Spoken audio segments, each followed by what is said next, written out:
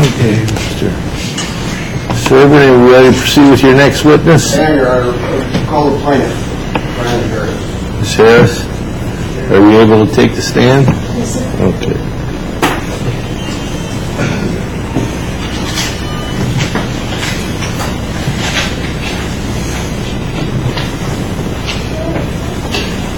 And you want to raise your right hand and be sworn? Do you solemnly swear or affirm to tell the whole truth and nothing but the truth to the best of your knowledge? I do. Please be seated. I'll hold that chair for you. I was going to lower it.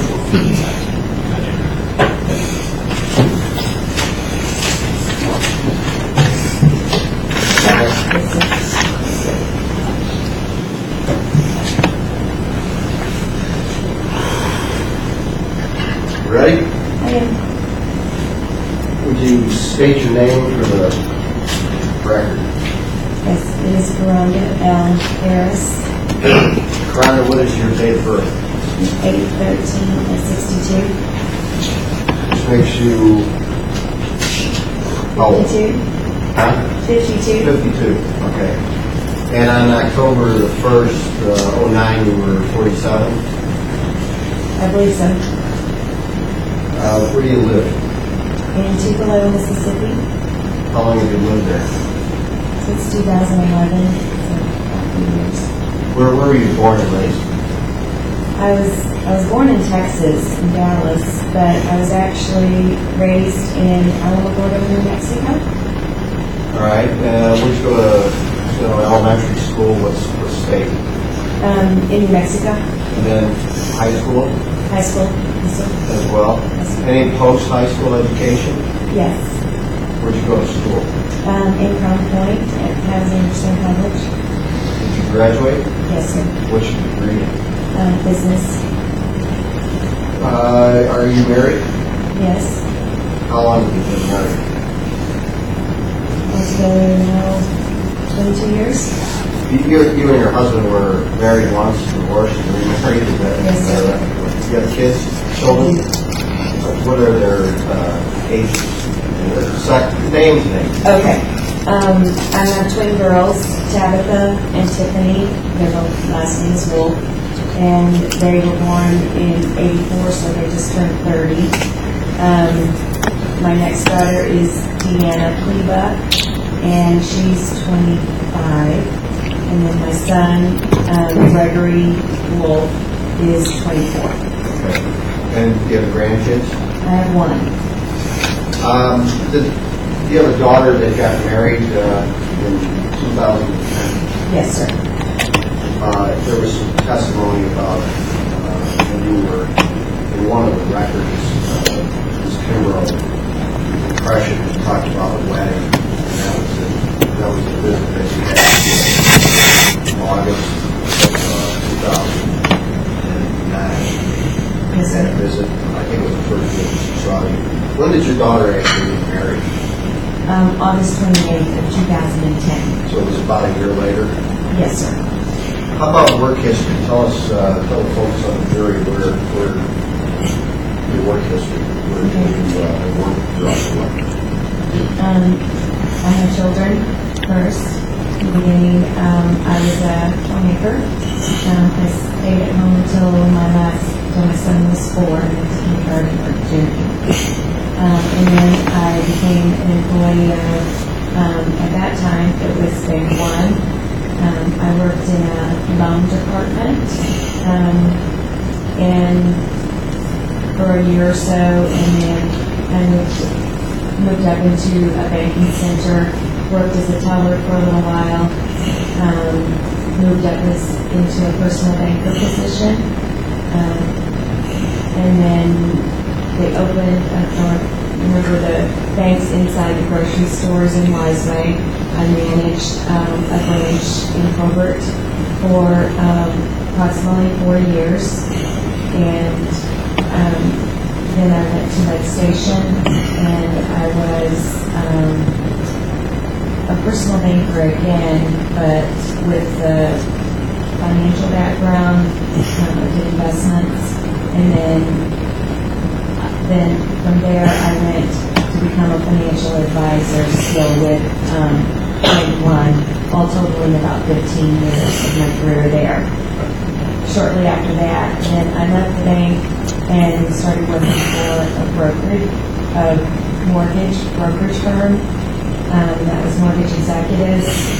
And then finally, I went to Meridian Title for about 2 years. And then I decided to take a year off. My son was in sports, and this is last year of high school, so I took a year off. And that puts us at about what year? 2007 is the year that he graduated, so I would have taken, no, he graduated 2008. So I took the year of 2007 was the first year I took off. Have you worked since? Yes, sir. Where have you worked since you went back after your son graduated? Actually, I just started working a couple of years ago at a Christian school, and then I teach homemaking. I teach both sewing and cooking. I teach about 3 hours a week. Okay. Is that a school that your mom's affiliated with? Yes, sir. When did you come to Indiana? What year did you go to Indiana? 1980, And when you moved to Indiana, where'd you live? in Ground Point. All right. At the time that you were doing physical therapy at St. Mary's, where did you live at? In Gilbert. The house that you lived in Colbert, how long did you live in that house? Would have been almost 10 years. Bought the house in 98, I believe. Describe the house for me. Okay.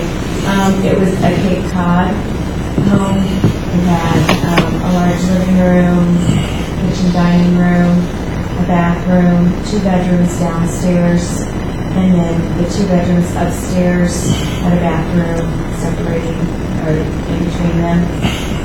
The master bedroom was downstairs, bathroom.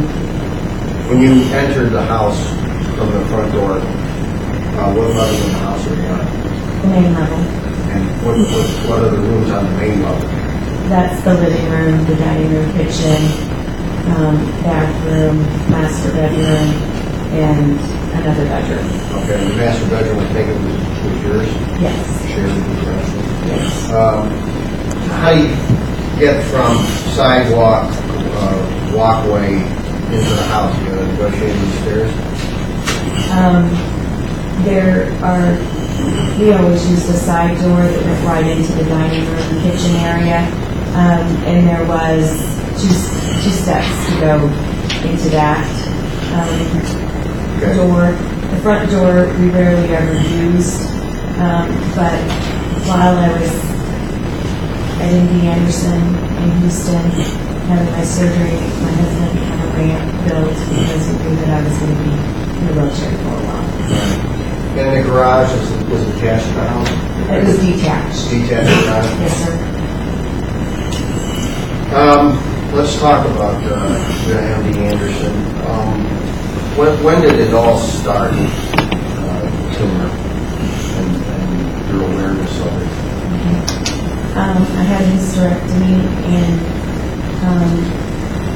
1999, and when they went in to do the hysterectomy, they found a small spot in what it was.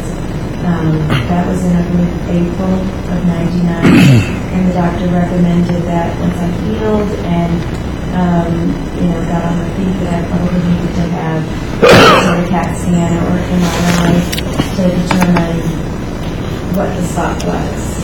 So I believe in 2000, I had my first CAT scan. It was undetermined. It was undeterminable what the spot was. Up until that point in time, how was your health? Perfect. Okay, now we're in, what year is it? 2000? It was in 2000, yes, sir, that we first did the CAT scan. And then keep going, let's go in the chronological line. Okay. I went to several, at that appointment, my doctor referred me to go to an orthopedic doctor, an internist, several different physicians, and I followed up. The last report was that it was a bony protuberance. You know what that means? And so we just followed it. Every other year we did CAT scans and MRIs. Doctor would read them. Not much change would happen in the size of the tumor.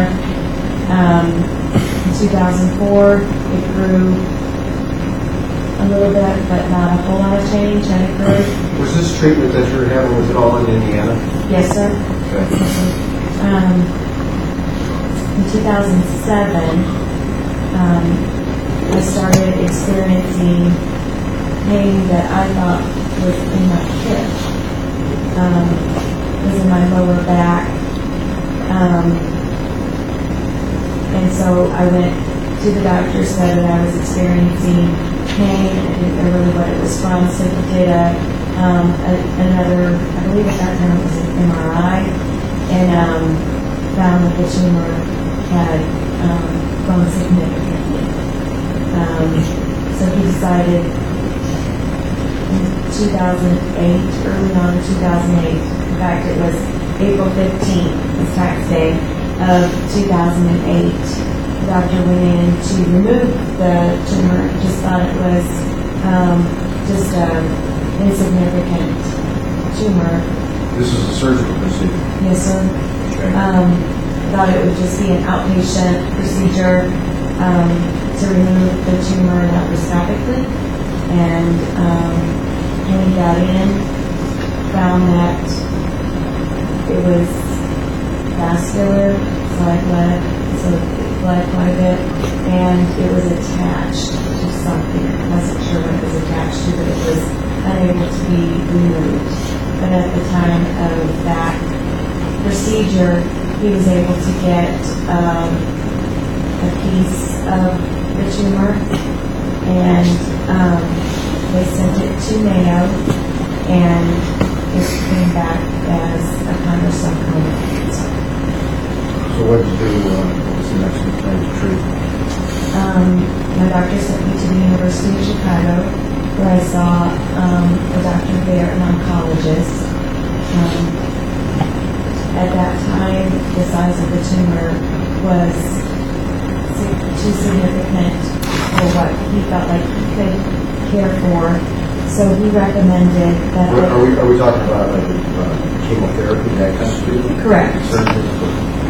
Surgery? It had gone past the point. Okay. So he recommended that I go to... He listed 3 cancer centers that he recommended. One was in Boston, at Massachusetts General, I believe, and Loma Linda, California, a cancer center there, and then a cancer center in Houston, MD Anderson. So I went to the cancer center in Loma Linda, California, and they determined that I was not a candidate for proton radiation. So they sent me to MD Anderson, and I saw an oncologist there. She concurred that the tumor was too large for any kind of proton radiation, so the only treatment was a radical resection to remove the tumor. When was that done? August 26th of 2008. How long were you at MD Anderson? Approximately 6 weeks. When the surgery was finished, do you know exactly what it was they did? Other than the cancer? They did a large incision that started at my pelvic bone in the front and went all the way around my side and to the middle of my back, and then 12 inches up my back. And they put a apparatus around the tumor to enclose it, and then they removed the tumor. and in that surgery, my sciatic nerve was compromised by the tumor, so 7 inches of the sciatic nerve was removed. Okay. How about all The pelvic bone is like kind of a round circle. The pelvic bone was removed, a big circle in the pelvic bone, so I just have the ring that is left.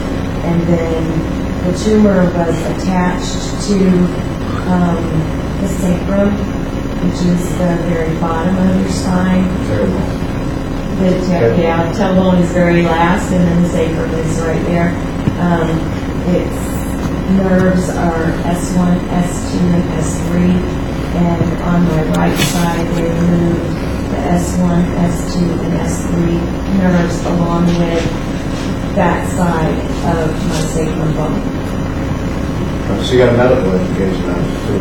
Yes, sir. That's all. When you were in the hospital, did you fail completely? Yes, sir. Well, what was it? What was it like? I mean, after you had the surgery, you were in the hospital. How did you function? I was non-functioning. That's really bad.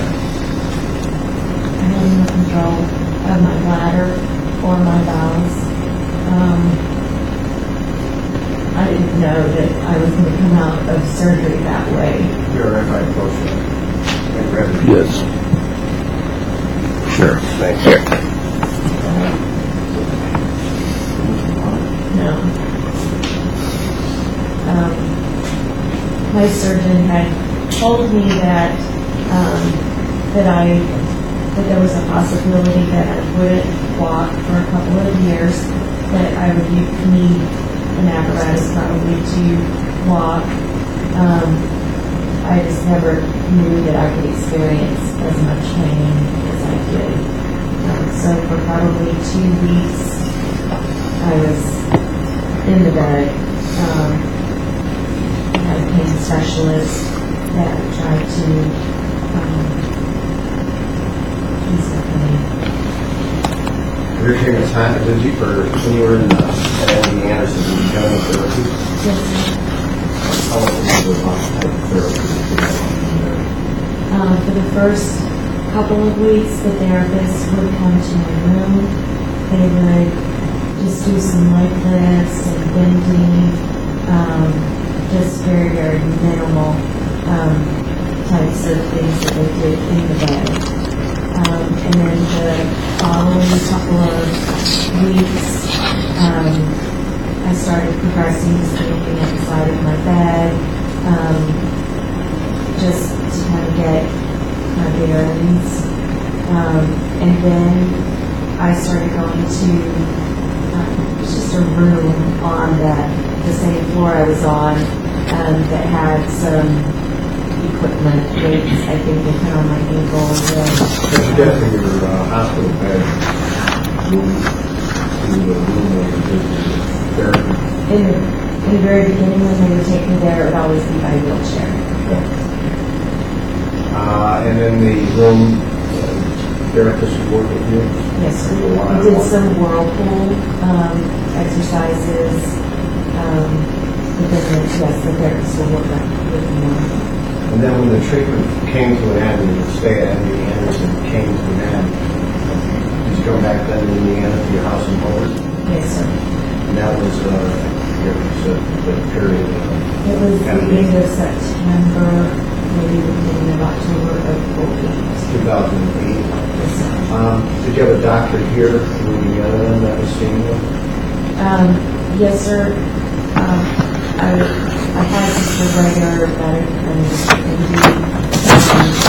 What's her name?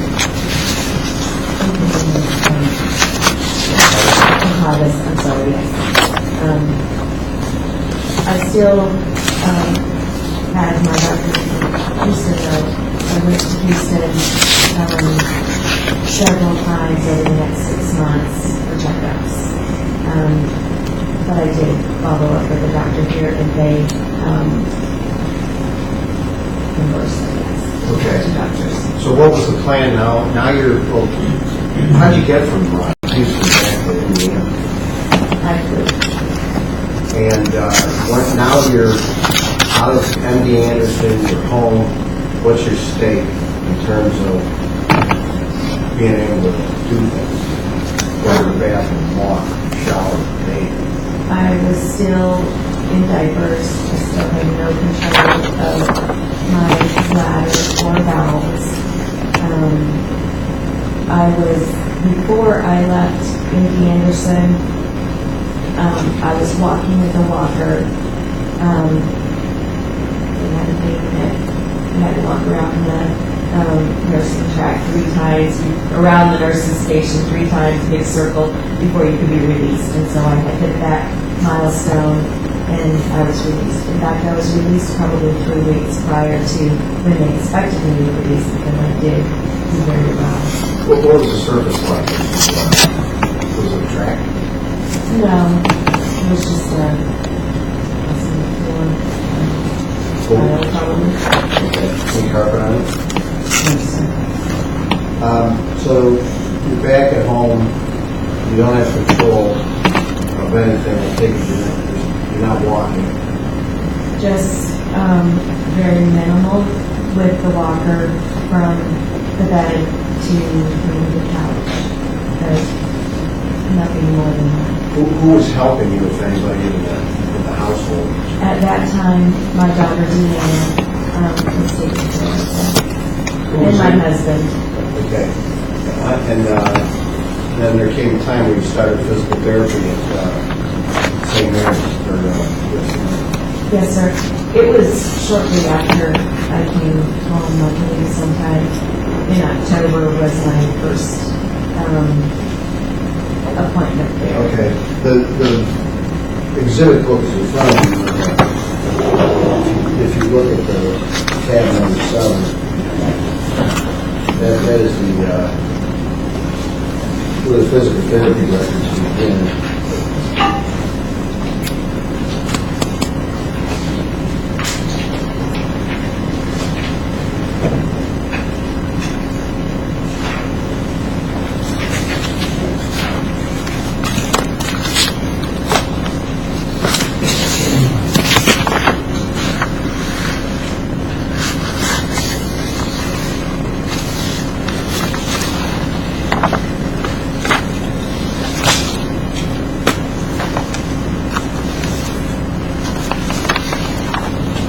Page 17 is the one I was trying to find.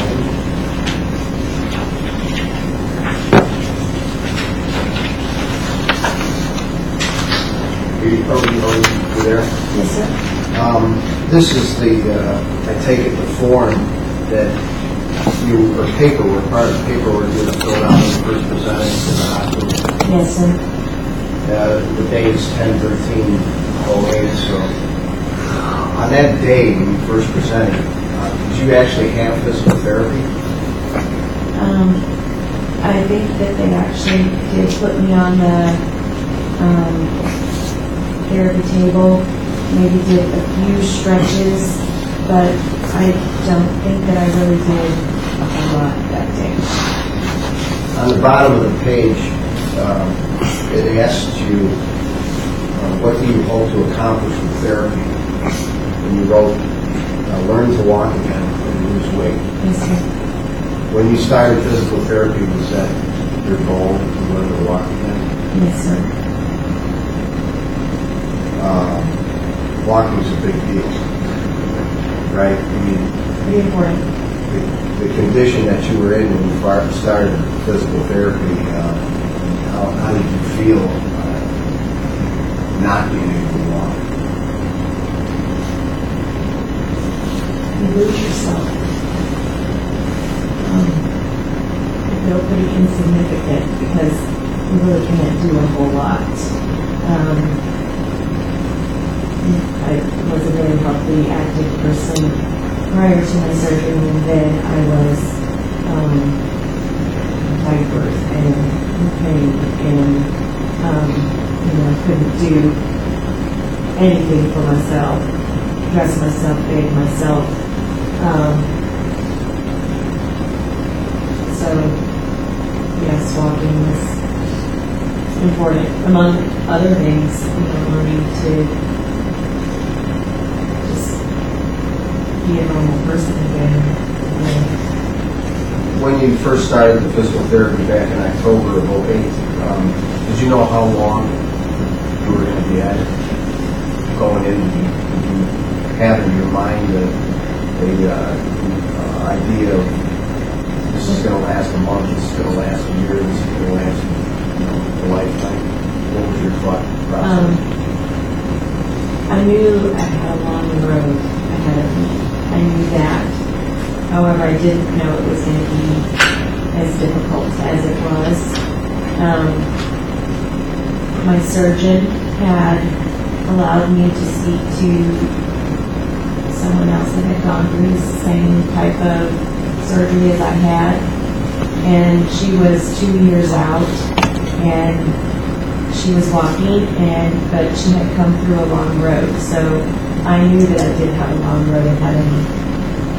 And did you think it was going to be a lot of work? Yes.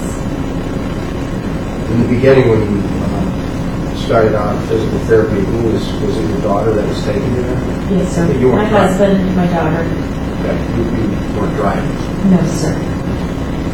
And when you would get out of your car in the very beginning, you go into the physical therapy department. How did you get in? You get a chance. When you went to physical therapy in the very beginning, what was it that you did? Or they did to you? It was pretty minimal stretching. They would put a ball between my knee and I would have to squeeze because I didn't have much strength to squeeze my legs. They would put weights on my legs and I would try and raise my leg up and down. Was the focus on the right leg? Yes, sir. Okay. Yes, sir. They would put a hinge unit on my back, electronic device with heat. Those were the primary things that I did just in the beginning, and they worked primarily on my right side, strengthening my leg, doing a lot of stretches on my leg, primarily on the flat surface of a loading bed. Did you have any feeling in the leg? Right away, I had almost no feeling. To touch my leg, I couldn't feel it. They would use ice at the hospital to try and, see if I could have sensation. And early on, I had almost no sensation in my right leg at all. Did it over time change? Yes, sir. Few months in, I started having a little bit of feeling on the inside of my leg. We're talking about the right leg? Yes, sir. Okay. If you scratch or touch, I could feel it. And then as time progressed, I started getting a little bit of feeling, but mostly from the middle of my leg to the interior. But from the middle out, the exterior, I still don't have much sensation. And your foot, what is the status of your right foot? Right now? Well, what was it then? And it hasn't improved or worsened? My foot was very dropped at the time, right after the surgery, and I had no feeling in my foot at all. It has improved somewhat. I can lift my foot somewhat, but not to a normal level where a normal level person can put it down and up. I can put it down, but I can't bring it back up. And I have sensation now on the inside and a little bit on the top of my foot, but not on the bottom. All right. You started out in a wheelchair. It sounds like a very, very minimal table type of therapy from the very beginning when you started. Did there come a time in your treatment that when it started to change, the treatment changed? Yes, sir. I don't know dates. But the records are here and everybody can go through them to find specific dates, but Okay. if you could just ballpark it for us. and tell Maybe us. a few months into the therapy, I started using a bike that you sit on, and it has pedals that you put your feet in, and you do the pedals, and it has an arm thing that you do at the same time. And probably a couple of months into it, I started using that bike, and I would do that every day for usually about 10 minutes. At that point in time, when you were about 2 months into it, did you have a regular physical therapist who would work with you? Yes, sir. Who was it? Her name is Tracy Gomey. When you were on the exercise bike with Tracy, there was testimony from Ms. Kimbrough yesterday about a gait belt. Did you have a gait belt on? When you were on this bike, the exercise bike, did she have a gait belt on? No, sir. Where was Ms. going when you were doing your bike? When I would be on the bike, she might go and take care of another patient, put them on the TENS unit, or take them from one machine to put them on another machine, and then she would come back to me. Okay, so she wasn't by you 24/7 while you were on the bike? Once I was on the bike, she might go and do something else, but then she would come back and take me to another machine. Okay. By the way, do you have any animosity or criticism of the physical therapist over the hospital that treated you? Absolutely not. They helped me. I loved going to therapy, and I loved my therapist. And all of the therapists there. I improved faster than I had anticipated. My surgeon, the oncologist, Eddie Anderson, was so surprised at my progress. Expected me not to walk for a couple of years, and at my 6-month checkup, I was already 100% with the walker, and had even attempted to use the cane at that time. So I was doing remarkably well, and my therapist, I owe a lot to him, so I have no animosity and never have. Okay. Not against them. By the time you were on the exercise bike, who was the person that was taking care of you in the house? And she testified yesterday that your son's girlfriend. That's Correct. And so was she the one that was taking you to physical therapy? I would say most of the time, 90% of the time she took me. Right. After the bike, what was the next graduation in terms of treatment? What was next? I would do steps. They taught me how to go up and down the steps. So that was part of the regular therapy. I would walk in the middle of parallel bars, and we did a lot of exercises in the parallel bars. And I would do weight transitioning exercises, how to go from one foot to the other, how to stand on my right leg with my left leg so that I was putting more weight bearing. A lot of weight shifting exercises. I would walk. I remember walking out of the parallel bars, learning to turn around and walk back through the parallel bars. So sometimes, I would put my hands down on my side and try and walk without using the parallel bars, but a lot of walking exercises through the parallel bars. And then at some point in time, there were a few other machines that I graduated to.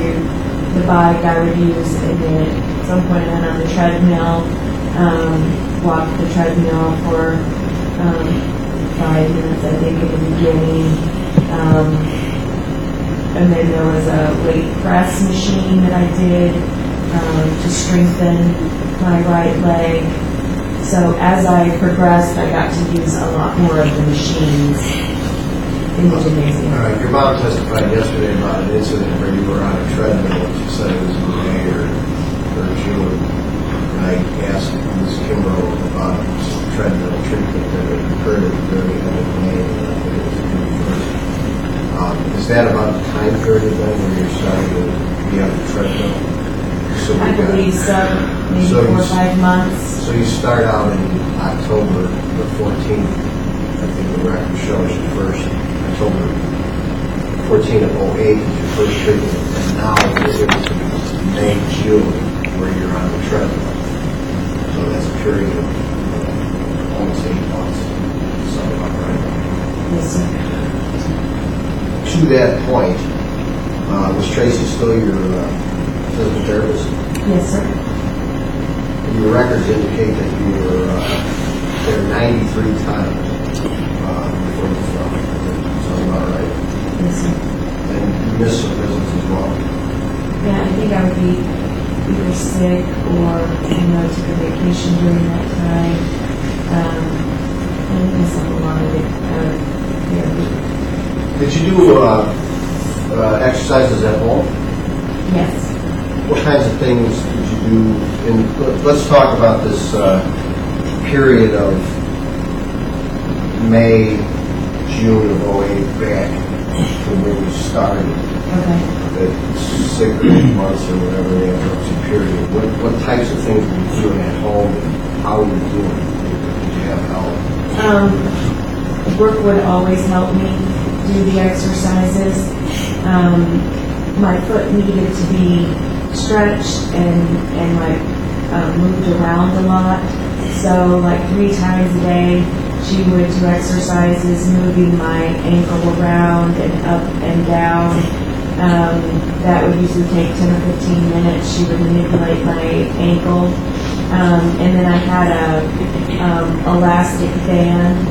It's about like rubber band, think about this big and about this long.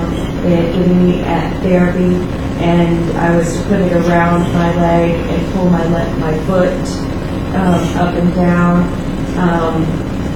push my foot down to strengthen. There were exercises that they had given me to use a squishy ball in between my legs, and I would push my legs together to strengthen my leg. There was several exercises that they gave me in a sheet that we did pretty much every day. When I would lay on the bed, it would be lifting my leg up, lifting my leg down, out to the side, and I would have repetitions that I would go through every day with Brooke. She would help me. Okay. From the time period up to the treadmill in May or June, were you still using a walker to get in and out of the physical therapy department? Yes, sir. Tell us now your treatment at physical therapy. You're at the treadmill. What's next? Walking the track. And when did you start doing it? Who was your therapist when you first started walking the track? Tracy. Tell us how it started. When I first started doing laps around the track, Tracy would use a gait belt with me, just in case that I would fall. She could at least hold on to the gait belt, or if I lost my balance, she would hold the gait belt, help me shift my balance to go one way or another. Let me interrupt you. Okay. I know you know what a gait belt is, and I think I have a good idea. Maybe in not everybody does. But Okay. describe this, what it is. how Okay. it's- It's basically just a very long belt. I mean, it has a, I mean, you put it, Well, does the it go fastener. around your waist with something holding up in the back? yeah, it has like a fastener that you slide the belt to tighten it as tight as it can around your waist. And then the tail of it would be behind you. And the therapist would usually hold on to the gait belt right at the back of my waist. Gotcha. So she would hold on to the belt, and if I would shift the wrong way, back and forth, she could kind of manipulate me back into the position that I needed to. Okay. When you first started walking the track with Tracy and you had the gait belt on, did you have anything else? Like, did you have your walker, did you have a cane? In the beginning, when I first started walking the track, yes, I was using my walker, and she would use the gait belt. All right. And did there come a time then when that changed?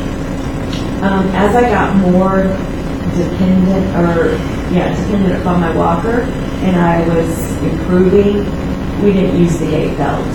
I could walk holding on to my walker, and pretty much my balance was getting better, and I didn't need a gait belt. There were some activities, though, that they did use the gait belt. Going up and down stairs, she would use the gait belt on me, and sometimes in the parallel bars, she would use the gait belt, depending upon the risk of the exercises. When you were walking around the track with your walker, with the gait belt on, and then with the gait belt off, still using the walker, was Tracy always with you?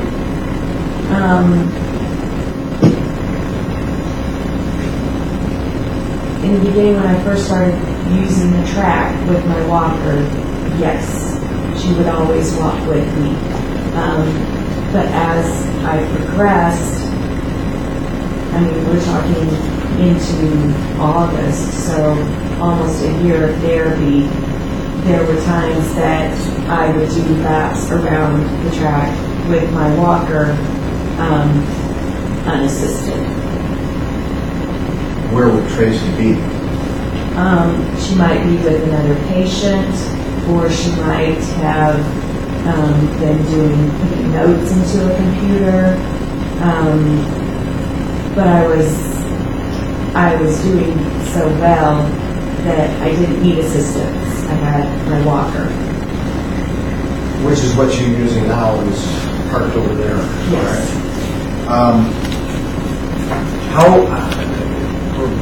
Let's say now we're in August, when you do your exercises, you were still doing machines, right? Yes. But when you did the track, and is that what it was called? Walking track? Yeah. Is that, where did you come up with the name? That's what we call it, the walking track. The physical therapist call it that?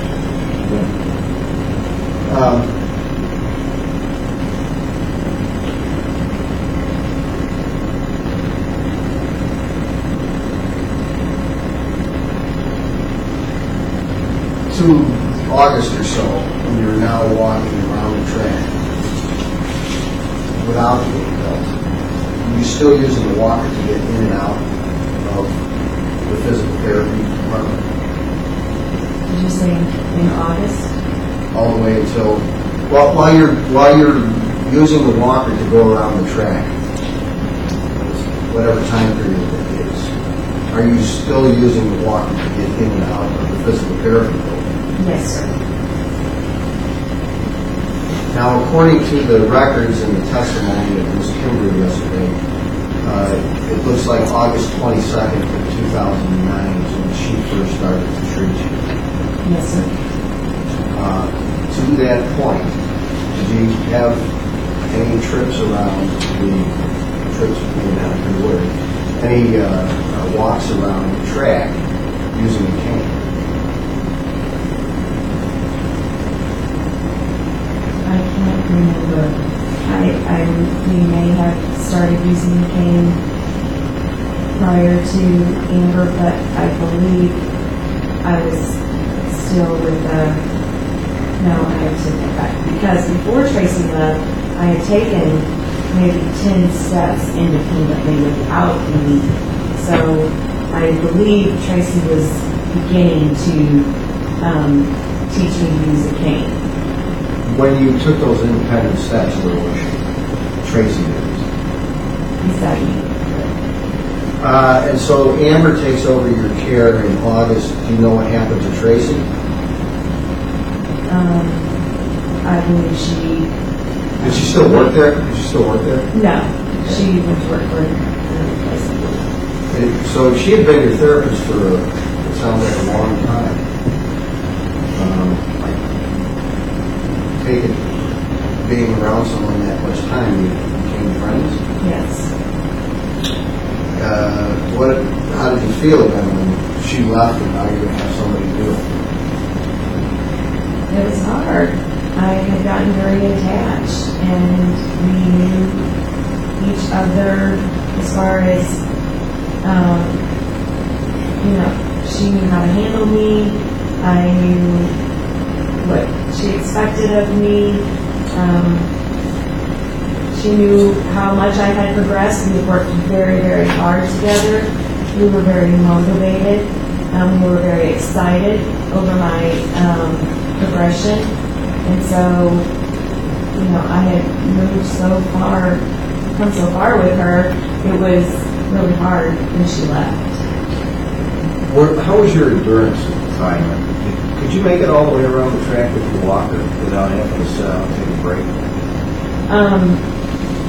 I could make it all the way around 3 laps usually at that point without taking a break. When you were with your walker? With my walker, yes. Was it different with the cane? Yes.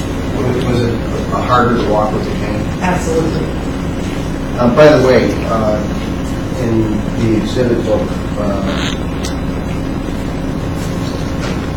there is a blow-up on the picture part,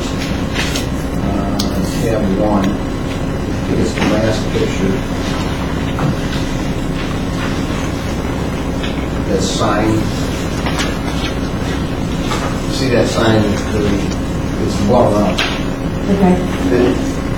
Do you remember that sign? I don't remember. Pardon? I don't remember.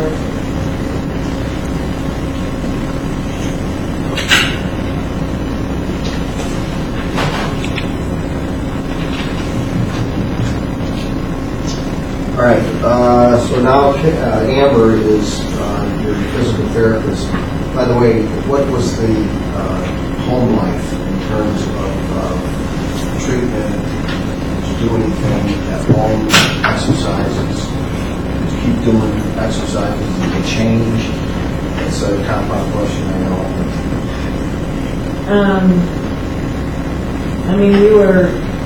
I was very motivated to do all the exercises I could do. So I did do exercises at home. They would give me new sheets, maybe every few months of new exercises to do at home. And I did my exercises at home. I was starting to move around the house a lot more freely. I had even started to cook a few meals, being able to stand. My pain level wasn't as bad. Go out to dinner, do things like that,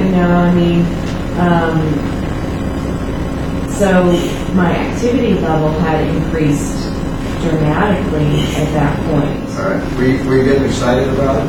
Absolutely. I mean, did you see the end of the tunnel? Yes. Did you think you were going to be able to walk again? Yes. And was it still your goal to do that, and work your tail off to get there? Yes. There's the note that on the first visit with Amber about your daughter's wedding. She wrote down that you wanted to walk independently at your daughter's wedding, which was the following year. Was that one of the things that you were striving for? Yes. There's also in the note that talk about AFO. And AFO is, what does it stand for? hang a foot orthotically. I guess. What is this? That's an AFO. Is this the AFO you were wearing when you fell? Yes. In the footnotes of Amber, which is in tab 7, the first treatment date, which is August the 22nd.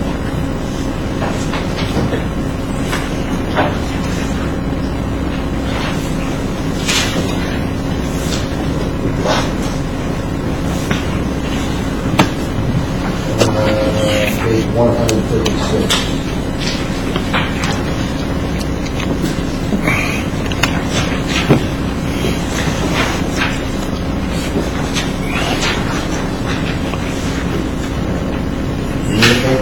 Yes, sir. Okay. In her impression, and we talked about this at length yesterday. I think this particular note. She talked about being emotional, and it's the first visit with Amber, and you lost your physical therapist. And then she talks about you came in with the new AFO, and it's now more comfortable to wear than your old one. Is this what you're talking about? Yes. Okay, if I can approach you then. Yes. Okay, tell the jury why this is better than what you were using before. The first AFO that they sent me home from the hospital with, they have just, I guess, generic ones that they just can put.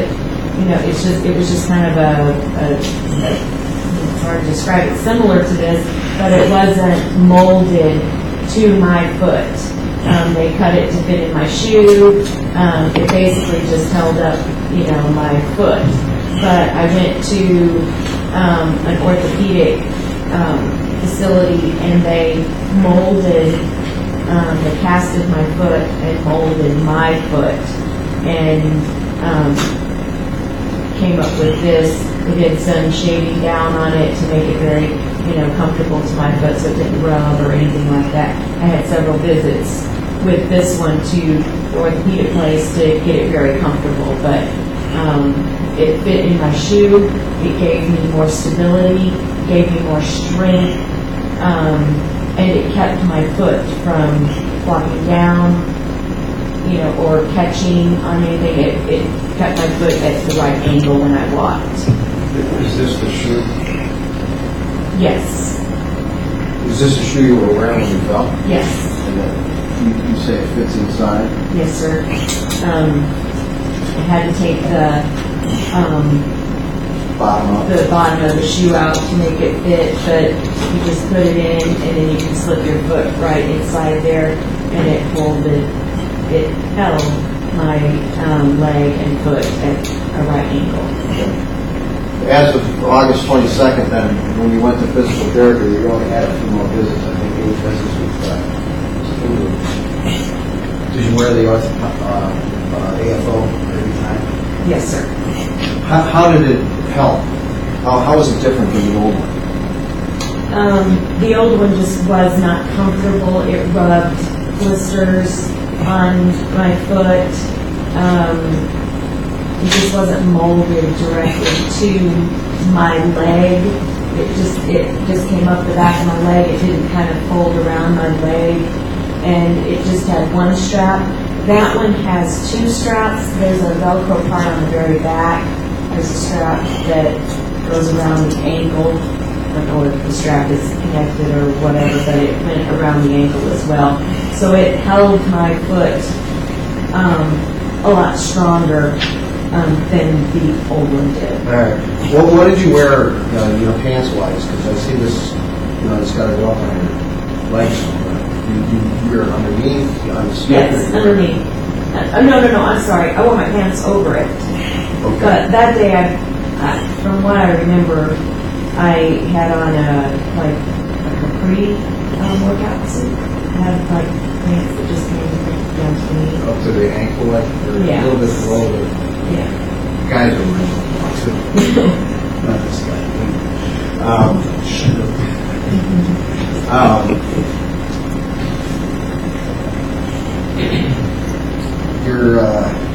The note, the first note with Amber,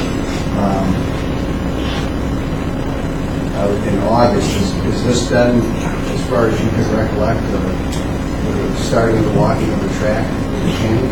Yes. Up until that point, when you came in and out of the physical therapy department at the hospital, were you using your walker? I don't remember the dates. I just remember basic time frames. But I do know prior to my fall, it was 6 weeks, maybe 2 months I had been using my cane. And then on those occasions when you entered the facility, you entered with the cane? Yes. And Brooke testified yesterday about when she dropped you off, she would hold the doors open for you and stand there as you entered the facility. Yes. And then what about when you went into the gymnasium and you had to walk over this road? Yes. Did you do that with the walker? Yes. And did you do it when you came with the cane? Yes, sir. Did you do it alone? Yes. You knew the rug was there, right? Yes, sir. The rug is on the walking track, and you were aware of that, and you've been there for a Yes, year. sir. And you've gone over it hundreds of times, probably, right? Yes, sir. But is it fair to say that of those hundreds of times, probably 95% of them you were with the walk? Yes.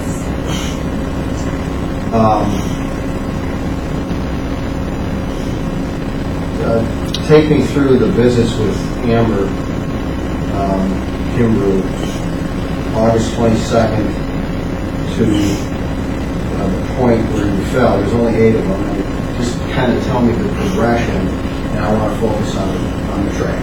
Okay. You heard her testify yesterday that she'd start out with 2 laps around the track and finish with 1 lap around the track with a single game. Yes. And the 4th one when you started. So let's talk about it. Okay. When I would come into the gymnasium, I would do 2 laps, was usually to warm up, and I would make 2 laps around, and in the beginning with the cane, I did have to take breaks. Walking on a track versus walking like at home, you have furniture to touch.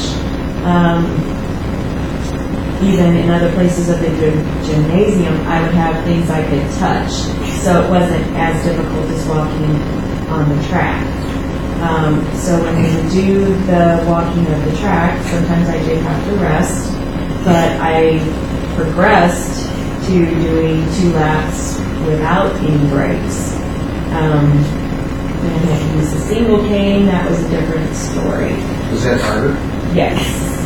The quad cane gave me a lot more stability just because it has a large base. So I had more. Is this what you're talking about? Yes. This is what you were using at the time, right? Yes. Okay, I'm sorry. So we would go through walking a couple of laps. Sometimes it was 2 or 3. I remember doing 3 a lot of times. And then we would I might get on the bike. I might do some of the machines. She would have kind of a workout plan for me for the day. So I would do repetitions on individual machines. I would do my stairs. I would go to the parallel bars. I would do exercises on the parallel bars. And then we would do the cane at the end. But at some of those visits, I attempted to do steps independently without any apparatus at all. And as the time progressed, I got somewhat better at it, and I would do 15, 20 steps independently. How did the new orthotic How was it working out in terms of your being able to walk? Did it make it easier? Did it make it worse? It was unbelievably easier. It gave me so much stability. My leg felt stronger. I had more strength. When I got that, I seemed to take off. When you did the laps around the track in the time period that Amber was your physical therapist, was she with you all the time? No.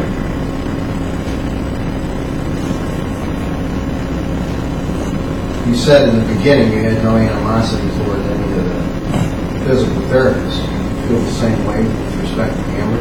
Yes. I have no animosity. She was great. She pushed me even harder than Tracy sometimes. Tracy and I kind of got used to each other, so I kind of maybe started not working as hard. But when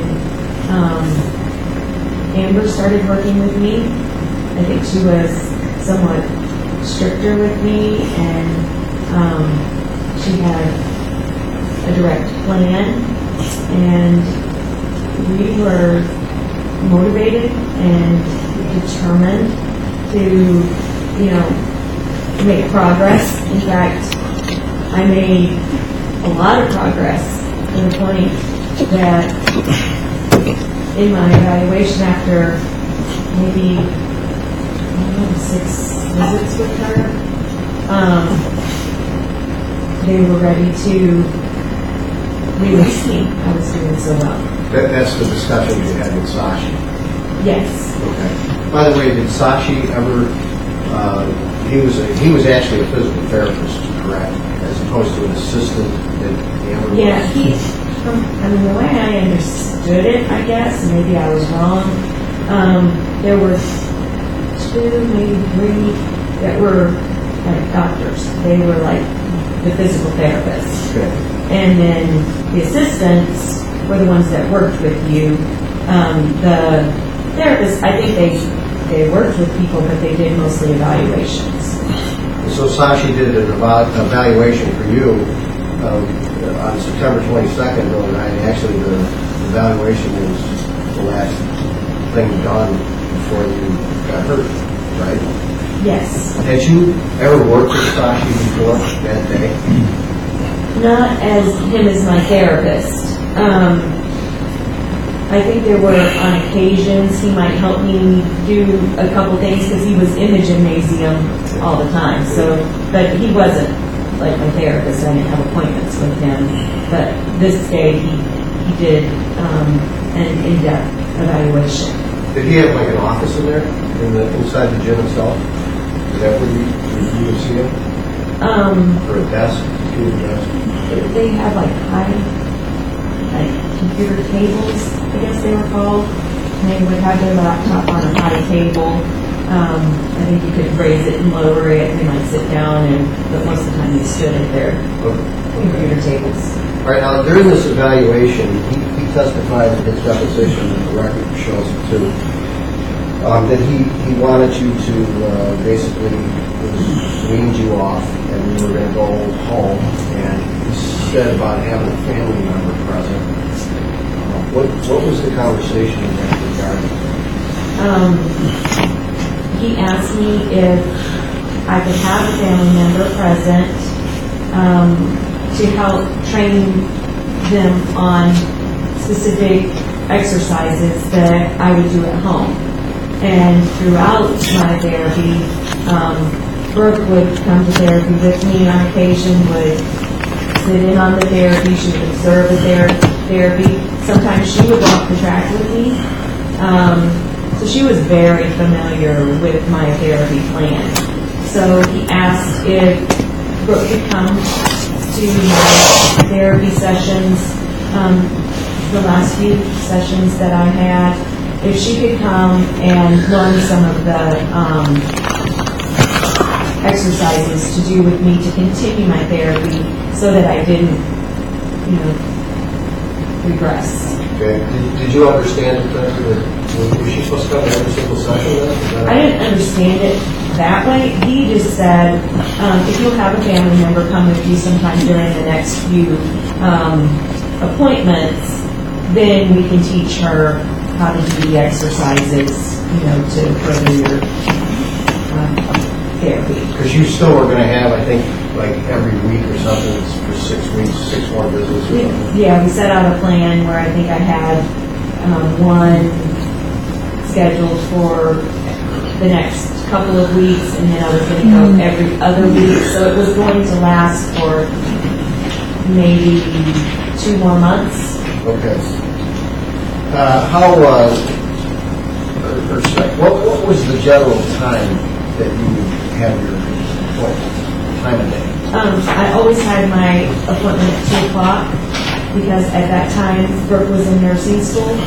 So she would go to school in the morning, come home and help me with my lunch, and then we would go to therapy at 2 o'clock.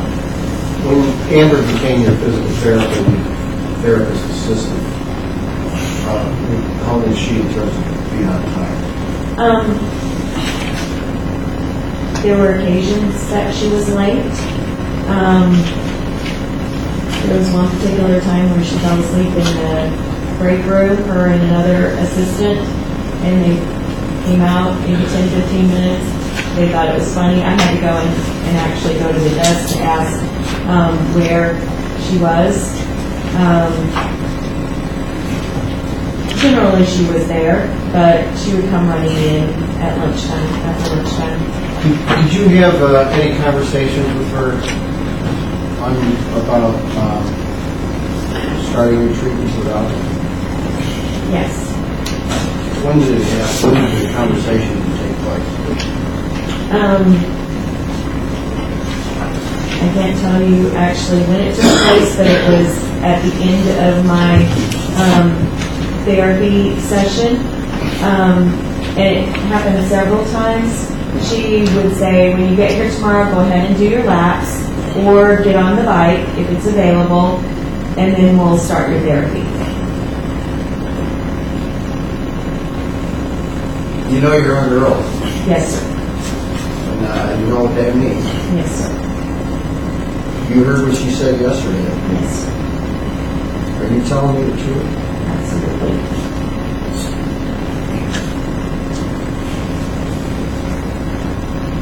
On the occasions where you walked the track prior to you falling, you were using the cane, you had to encounter the rug, did you not? Yes, I did. Did you ever have any problems going over that rug before October 1st? Yes. For example, what? Every time I crossed the road, it was a problem. Why? Because your cane would get stuck on it, or your walking was a little bit more difficult to negotiate a rug in your path. And rugs in general were very difficult to negotiate. When you were coming in a doorway, it was difficult to negotiate, but it was a lot harder when it was in your path when you were exercising. When you're exercising and doing the track, you're concentrating on improving. There were things that the therapists would try and help me work with as far as lifting my foot up higher or lowering my shoulders, relaxing. And when you're trying to concentrate on your shoulders, your foot, lifting your foot, your balance, there's a lot to encounter. And when you came over the rug, it was just one more thing that you had to cross over, encounter, and it was difficult. And I probably said it, if I said it once, I said it 100 times. This rug is very difficult to cross over. Why is this rug here? Why don't they move the rug? Why do they have the rug here? I complained about the rug.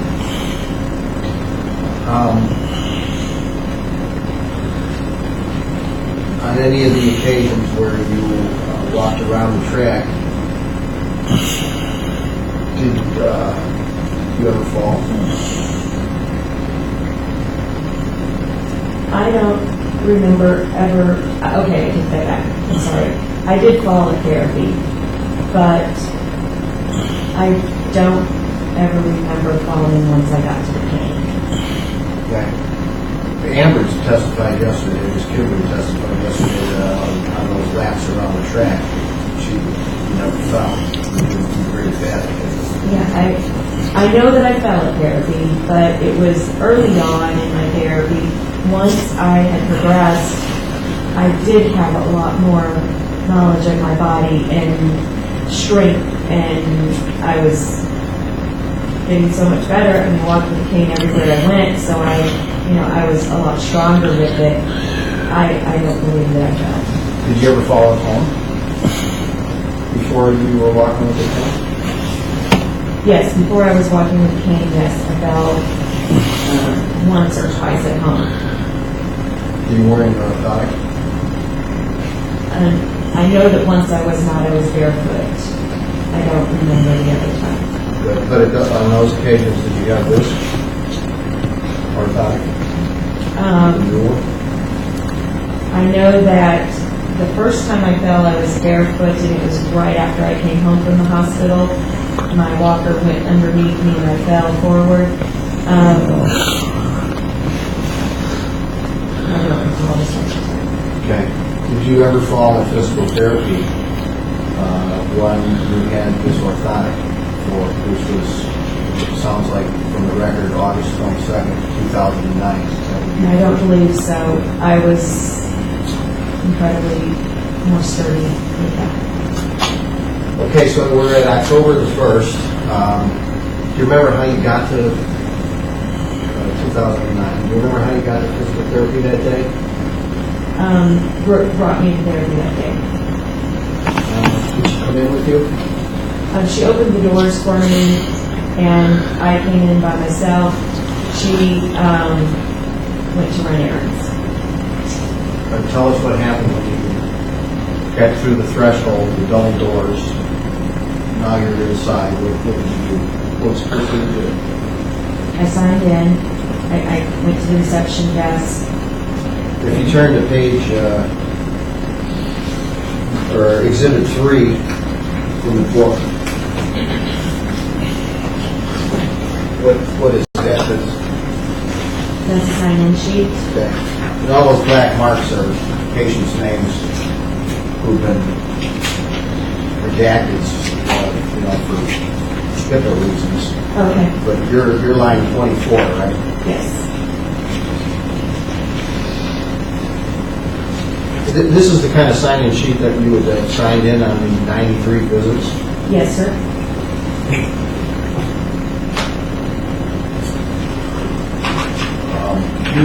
You are now there for about a year, right? Yeah, about every year. Where do you think you were in your own mind in terms of your progress as of October 1st, 2009? It was amazing. I had made a remarkable recovery. Doctors were amazed. Dr. Lindy Anderson could not believe that in 1 year I was taking steps. She'd never had a patient who had recovered from this type of surgery so fast. I was incredibly encouraged that it was only a matter of time before I would throw away all the walker and cane, and I really felt like I was close to walking independently. You had you progressed to the point where you now, at least with the cane and the orthotic, were gaining some independence? Oh, absolutely. I mean, I was dressing, bathing, cooking. I was pretty much doing most of my daily tasks, activities. Daily living, ADLs, as they call it. ADLs. I was feeling much better.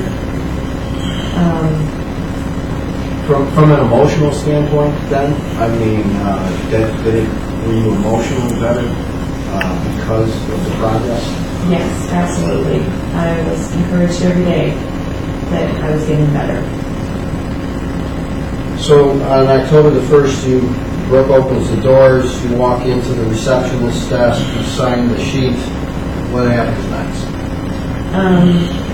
I went into the gym and immediately started walking my laps. Okay, when you got into the gym, if you look at tab 1, which are the pictures, the very first picture shows us what's on the floor in front of Yes. us, right? Did you walk over the run and get into the gym? Yes. Which side of the run? If you're looking at the picture, right, left, center? Okay, if you're looking at the picture, I would have come through the left door. Okay. I believe that that other door was closed. From what I remember, the door that you can see that's open, I believe it was closed. And I came through just the one side that was open. Did you have your cane? Yes. And you said you had your orthotic on? Yes. You were wearing a Nike, not an Air Jordan, but whatever kind of Nike this is. Yes. It says here. This is the actual shoe. Yes. And these are the shoes that you regularly use? Yes. Physical therapist. When you got into the gymnasium, did you sit down in those chairs that you can see kind of part of them in the first picture? No. Why not? I rarely ever sat in the chairs. Normally when I would come to therapy, I would come through the doors and I would walk around the track to the bike. And that would usually be one of the first things I did, or I would walk my laps. Why did you sit there and wait for somebody? Because the last time I was at therapy, Amber had said, go ahead when you come in tomorrow and walk your laps or get on the bike. Did she say anything about her dad's birthday? No. Her dad's birthday. When you got into the gymnasium, was Amber there? No. Was anybody in the gym?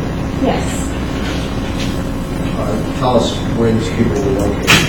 Okay. Are we looking at the picture still, or? If you think the picture will help, go ahead, flip through them and tell us which number picture will help.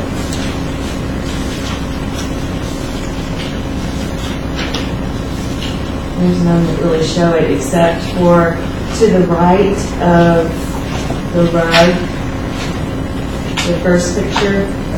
To the right of the rug, there were treatment tables back in a little area that would have been parallel to the building. There were treatment tables there, and there was a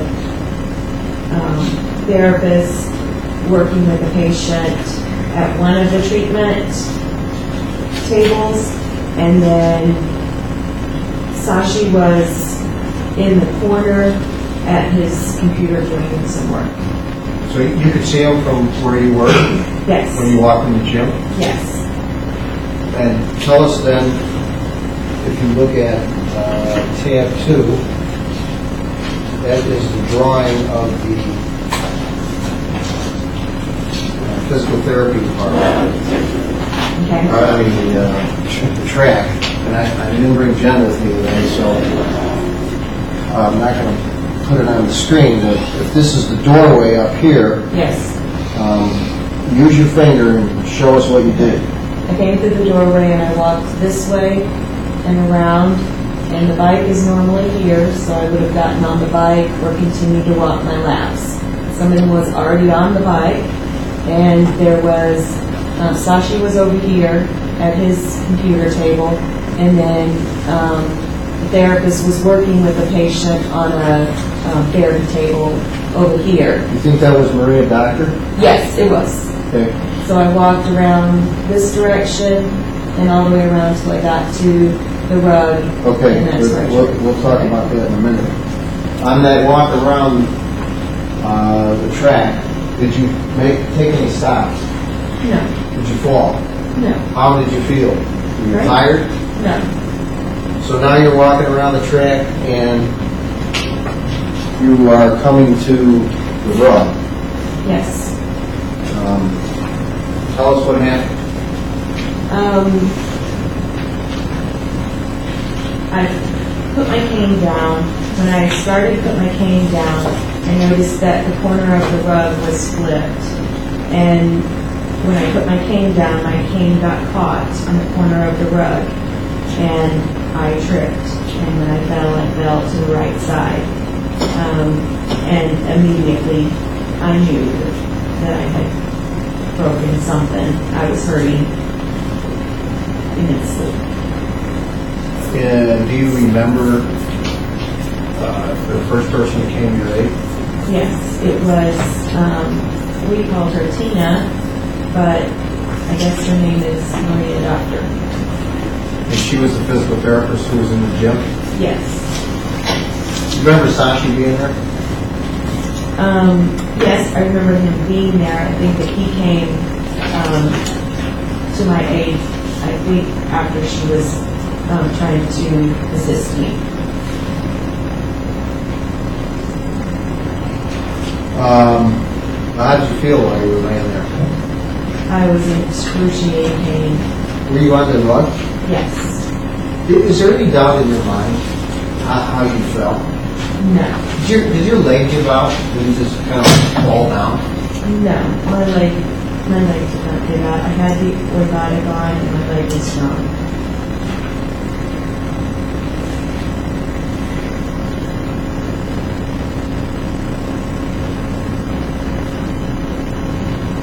There's some physical therapists, I guess, that are going to testify today and tomorrow. Have you been questioned or interviewed by any physical therapists since this happened about how this happened? No.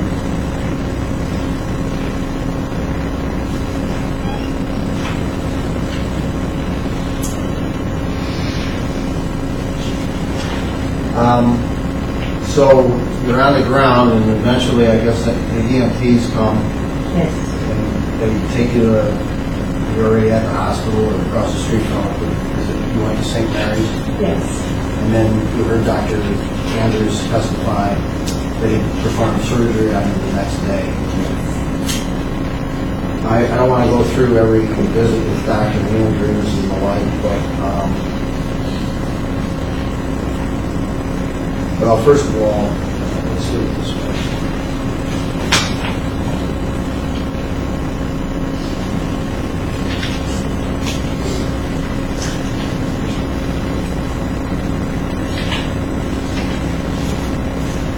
Tab 17.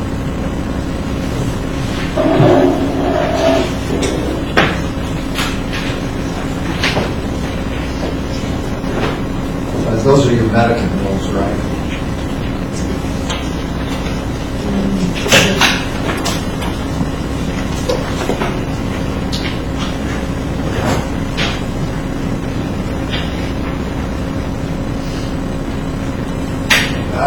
Let's make it easier for everybody. Flip to the previous, number 16 exhibit. These are the exhibits that we both sides agreed to. So this is it not a summary of your medical expenses for the doctor, for the surgery, for the hip and the lights and the treatment? The total was $65,000. There were write-offs, so the actual amount paid was about $47,000. About right.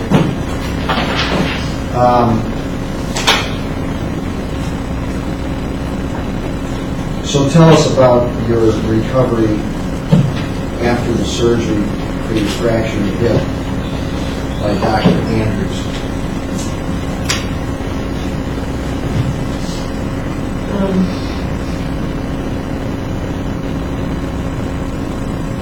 Pretty much back to square one.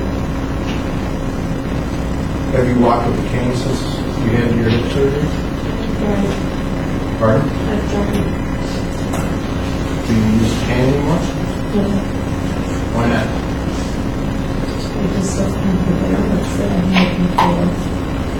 Are you afraid of falling?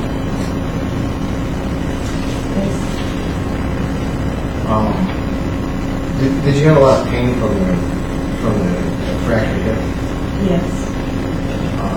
The EMT record that they show they gave you morphine right then and there on the spot. That's all right. Yes, sir. Do you still have pain now at the site of the surgery? Yes. Tell the jury what that pain is like, how often it is. With every step I take, I feel pain about 6 or 7 inches above my knee. What about where the hardware was installed? I think that's where the hardware was installed. Okay.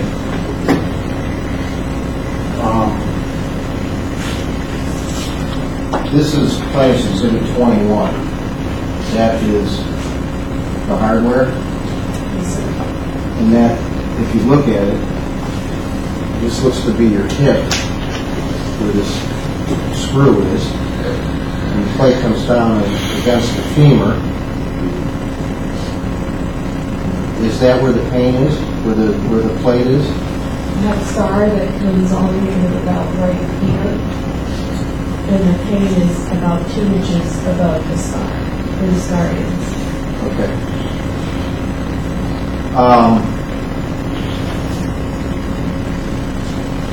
Dr. Andrews testified in his deposition that he never told you that you shouldn't walk again, and that you shouldn't use the cane, so why not? Why aren't you doing it?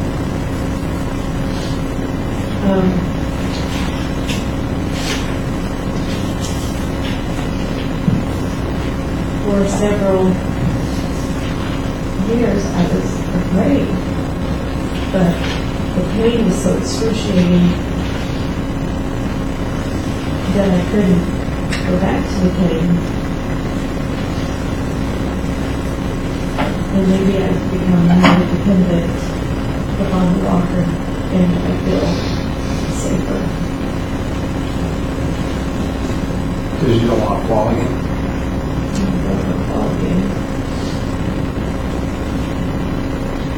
So how do you feel then about the progress that you have made up until October of 2009 and where you are now?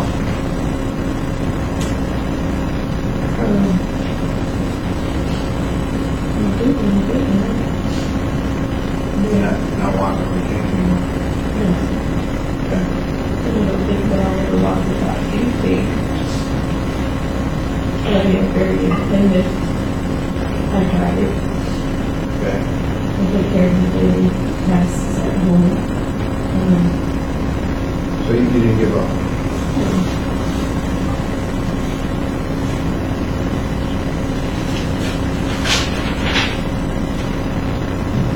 By the way, was it a nice day on October 1st? I remember it being I remember it being a sunshiny day. We didn't get many of those around here, so I do remember it being sunny.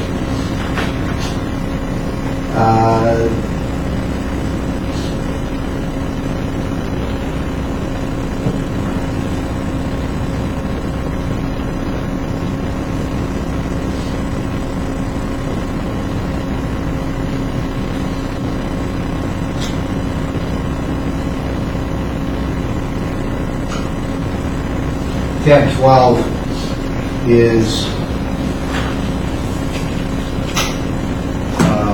those are 2 pictures of the scar, right?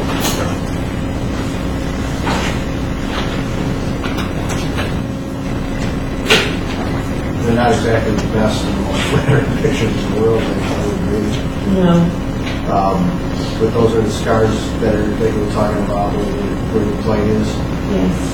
You got scars already, and you got a big one, I guess, from the cancer surgery. So, I mean, now you got more. How do you feel about that? I'm ready for that. Does it remind you that you see it? What happened? I'm try not focus on it. Okay. Did you consider the fall and the fracture on the rug a major setback in your life from where you had gone for a year to getting ambulated to King?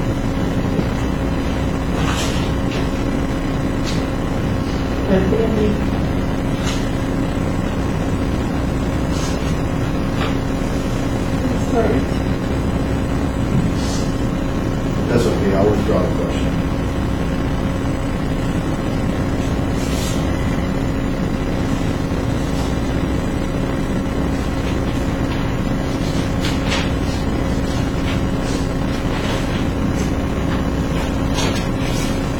Just, probably this one, but just one more. I just want to be sure you're telling us the truth about what Ms. Kimber said about wanting. I mean, is there any doubt in your mind that are you committing perjury? Best news. You want to Yeah. let's take a short recess. We'll take 15-minute recess, ladies and gentlemen, once again.